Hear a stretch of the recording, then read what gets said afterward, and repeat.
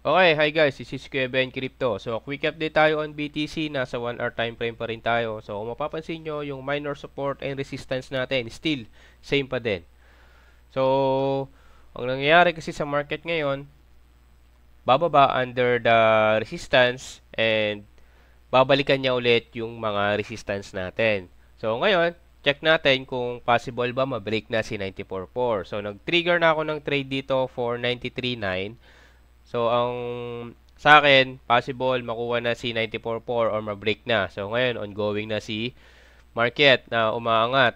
So, ngayon, kapag nabasag si 94.4, magsiset ulit tayo ng another resistance natin. Pero still, yung minor support natin na 91.9, hindi pa rin nababasag. So, ngayon, ang gagawin natin, let's monitor the market kung anong mangyayari. Then, aralin natin before tayo pumasok.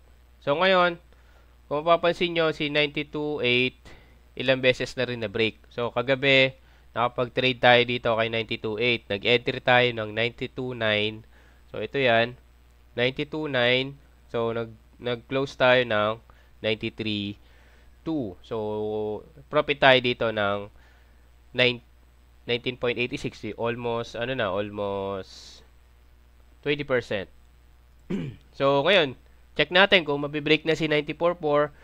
So, yun lang. Quick update lang tayo on BTC. This is Kuya Ben Crypto. Peace out.